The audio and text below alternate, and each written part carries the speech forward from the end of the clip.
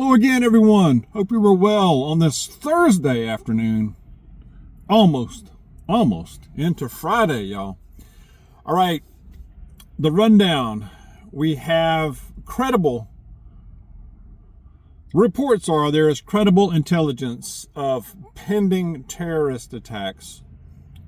By the end of this month, I'm going to go into that a little bit more, what I've learned.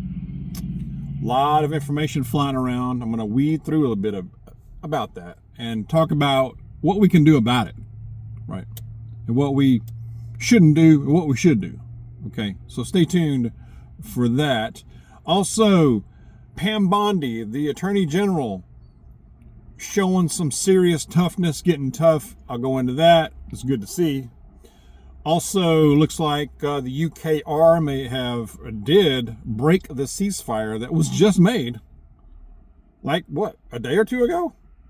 I had a thought, too. A thought ran through my brain last night about the astronauts that were rescued by SpaceX after spending 9 months in space. I'm going to go into that in a second and see what you think about it.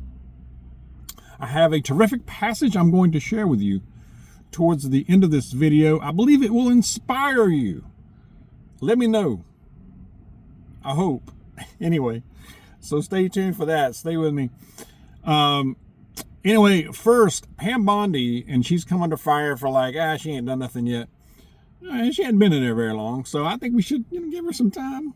But the suspects, 3 suspects have been apparently detained, arrested in the attacks on these Tesla dealerships, especially this one where they used Molotov cocktails, they set cars on fire, they shot through the glass of the dealership facilities. What else? Just disgusting stuff, y'all. But anyway, they have 3 suspects, and she said that not going light on these dudes. They're going to be brought, federal charges will be brought against them. Domestic terrorism, y'all. That will nail them good. I mean, that will nail them down. I mean, they could, from what I read, it could be a maximum of, it could be up to a 20-year jail sentence. Do it. Do it. This is a perfect time. It's a perfect opportunity to show that this is not going to be tolerated. Because if it's tolerated, we know what happens, right? It will continue. It will get worse because they will be emboldened like they were the last 4 years. Got to show strength to these people. That's what they understand. Maybe they understand it. I don't know. Maybe they don't have that capacity either. However, you must be tough. She said, "This is a warning. The days of committing crimes without consequences have ended." I hope so. Could be up to 20 years in jail. Federal charges, domestic terrorism. Heck yeah, bring it on. Apply it to others too that are doing this crazy crap, That's ridiculous. You deface things like that, you go attack a federal building, especially monuments, any of that funny business, they're going to try it this summer. You got to jump on them right away. You can't just tolerate it and let it go. The first, they're going to do, you watch this summer. You can demonstrate and you can protest peacefully. You can, that's First Amendment. But the first time you go breaking the law and destruction of properties and hurting people, that jump on them like an ant on a snow cone, like a spider monkey on crack, and nail them down, man. That's what's going to do it. Otherwise, it gets worse. Random thought about the astronauts that were rescued. This poor man and this lady been up there for 9 months. Musk sends SpaceX up there, gets them down, brings them back home. About time. And I was just thinking, I've read and I've seen videos on, and I've read about this. They say that if you do a manned mission to Mars, and they time it just right, at least with current technology. Who knows? I mean, that's debatable. Current technology that we have with chemical rockets and such, to make a manned mission to Mars, the right time to shorten the distance the best you can right now, it takes about 9 months one way, y'all. You sure this wasn't some kind of experiment? Maybe even unbeknownst to the poor astronauts, or maybe it was. Maybe they did know. But they survived 9 months up there. Anyway, I'm not a scientist, but you sure this wasn't an experiment just to test the human body on a weightless environment for 9 months? Because that's about what it would take, at a minimum, from what I understand, to get to Mars one way. What do y'all think about that? I thought it's a pretty interesting thought. Now, if it was, then we know it's survivable, but dang, man, they look terrible. Without some kind of gravity inducing kind of technology to give to these guys, you know we got it somewhere. You know there's technology like that around. We know this. But if you made it to Mars 9 months in a weightless environment, are you going to be in any shape to do anything after that? I mean, if you can get down to the planet, you have some gravity there, from what I understand. But I've read too that a manned mission, especially the first ones, would be probably a one-way trip, and they know that. They would know going into it. It's a one-way trip. Wow, that's something. Anyway, share your thought on that. Thoughts. The UKR, the UK, looks like they broke the ceasefire. The largest drone attack ever. They bombed a Russian airfield and facility that houses, well, I saw two reports. One said they house nuclear bombers, but then the other one makes more sense. They house weapons. It's like a weapons depot, it seems like, for the bombers, like where they house cruise missiles and such that are fitted onto the airplanes, their Air Force, the Russian Air Force. But they hit this warehouse, this facility, and it was like a dang mushroom cloud, and huge attack. And this happened, I guess, overnight, last night, yesterday, Saratov, Russia. I probably mispronounced that, but I mean, to me, that sounds like it just broke the ceasefire that was just made as far as a ceasefire on infrastructure and energy infrastructure. I don't know. This Z-man, he just needs to go away. He just needs to go away and not come back, one way or another, some way. I'm not holding my breath on these peace talks. There is a movement going on that United States and Trump's teams are trying to broker between the UKR and the Ruskies. So we will see what happens, but I'm not holding my breath that they're going to really come to anything. I really don't. I mean, if I'm in the shoes of Vladimir Putin, I'm not going to agree. If I'm in his shoes, I wouldn't agree to any kind of lasting, anything, unless you had guarantees that he's not going to get some kind of buffer between his lands and NATO. And I know he had said before, at a minimum, one big stipulation for him is that the UKR cannot join NATO. I don't blame him. Don't blame him there. So see what happens there. All right.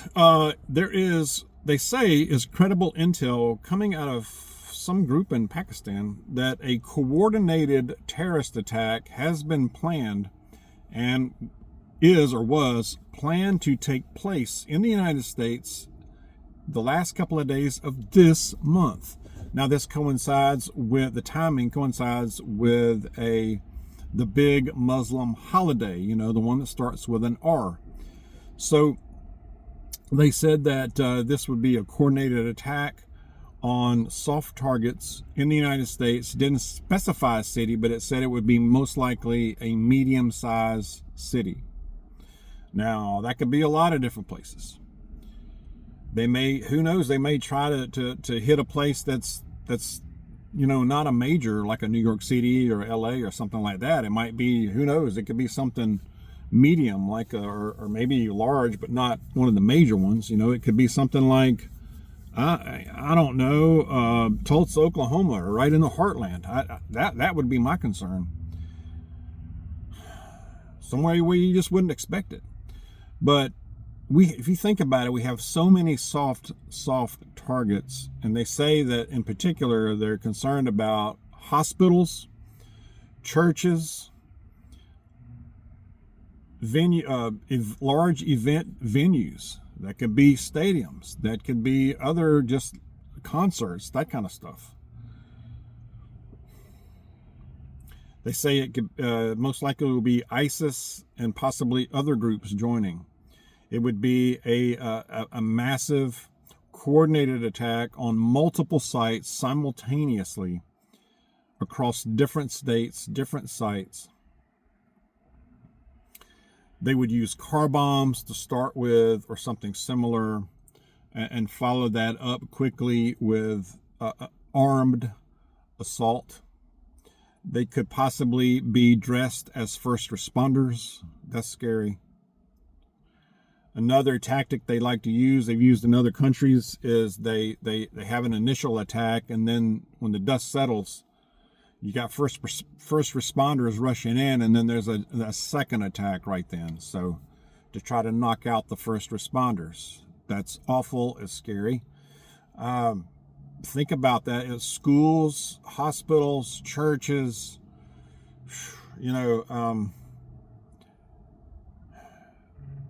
hopefully this is the kind of thing to where if this is true, then they've lost their surprise. They would probably delay it, or who knows, maybe they won't.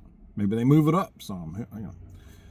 Now, I have also listened to, and I can't remember the guy's name, Sean Ryan, I think. He has a big channel. And he said had Sarah Adams on there a lot. And she used to be a CIA targeter. And she said before, not that long ago, that the big concern, the big one, is that they have been planning for a while, as far as the terrorists, and a large attack in 2025, either in Europe or United States or both. And what she described was very similar to something like this, something similar to what Hamas did against Israel to start that war last year. So to hit soft targets, even neighborhoods. So she said that was a big concern, and Sean Ryan asked her what city. She said we couldn't name a city, but just in 2025 was what their intel showed. And so hopefully they're wrong. Hopefully this doesn't happen. What do you do about it? So you hear this, it's scary. Not trying to scare people, just relaying information to you guys. So how do we react to this? Number one, do not be afraid. Go about your business. You go to church. You go shopping. You do your thing. We don't hide in fear, especially on our own soil. Heck no, I'm not. Now, we can be smart about things. We can be aware. We can definitely have our radar up, especially at the end of this month. Dial it up a little bit, a lot. Have your radar up. If you see something suspicious, seems out of place, seems weird, report it. Keep a close eye on it. Put some distance between yourself and that situation, like right away. Try to protect yourself as much as possible. Carry protection with you. Something. Our awareness is our biggest tool. Our being alert. I talk often about your 10-second rule. When you go somewhere outside your home, I don't care if it's 5 minutes up to from home to the Dollar General, McDonald's, drive-through, whatever, convenience store, 10-second rule. When you pull into the place, even as you're parking, even as you're coming to a parking space, you're scanning, you're looking around. If something seems out of place, something seems weird, go with your gut and get the heck out of there. Come back later, or at least wait to get out of your vehicle until you feel better about the situation, right? So that's another thing too. I would avoid, I don't know about, I'm saying do not be afraid, but we avoid large gatherings typically. I can't tell you when I've been into a sports event with 100,000 people.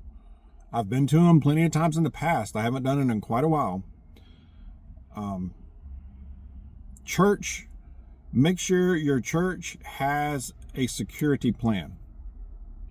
It doesn't have to be super visible, because I know they don't want to scare people away, but I would find out, especially if you're visiting a new church, you consider joining, you're going to be there every Sunday, make sure they have some kind of plan. And have some protection on you. All right, even in church. Sad that we have to do that, but I would do it. So awareness, protection, security, even at home, in your neighborhood, keep eyes open, ears to the ground. Keep in touch with your neighbors, especially the ones right adjacent to you. That's super important. There's a problem, you should know, at least be on some kind of speaking terms, first name basis, or something. Have their phone where you can text or call. The neighbors, especially that are right around us, right, that we can touch on either side, all sides, we have a relationship to where, we could text them in a moment. We could call or text, and we get a response, and we do the same with them. If we see something weird, we all know about it. So, and somebody's always home. Between all of us, somebody's always there. A lot of us are home. All our houses, at least somebody's home almost all the time. So we can just be aware, right? I do worry about the hospitals, these emergency rooms. They're so easy to just walk into. I know some of them have like guards or like uniformed security walking around. I don't think they would be much good in an attack like this. I know one of our daughters is a registered nurse. She's worked emergency room for a few years now. And she says, hey, it's the wild out here. We get a lot of characters coming through here, and you just walk right up. We have security close by, but man, we are vulnerable. We are vulnerable. Of course, a lot of places are vulnerable, but the healthcare places, your hospitals, your schools, definitely. Large events, large venues, even a crowded store, be aware, or a restaurant. Be aware. All right. Share your thoughts on these things. I'm going to go to a passage. This is in Hebrews. Going to Hebrews, chapter 13. Chapter 13, verse 16 says, "And do not neglect doing good and sharing, for with such sacrifices, God is pleased." It does. Don't neglect doing good and sharing, giving. We have the opportunity. Let's share that. Let's share, and it doesn't have to be anything huge or huge sacrifice or anything like that, but something small, even a small token. A kind word, encouragement.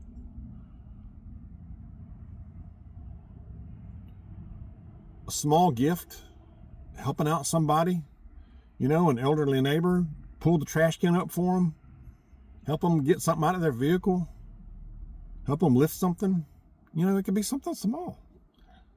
I mean, it didn't even take them very long, but just keep aware. How can we do that? How can we help somebody that, especially if you notice they're struggling with something, or even if it's somebody else, you be careful, of course, but if it's somebody, a neighbor, or a friend, or somebody that just needs an encouraging word, that needs to be backed up a bit and say, hey, I'm here to encourage you. I'm with you. I got you. That helps. It really does. So let's think about that. Let's be safe out there. Let's be aware. Do the things. Go about your business. Do not be afraid. All right. Do not be afraid. Share your thoughts. Stay close to Jesus. God bless y'all. See you soon.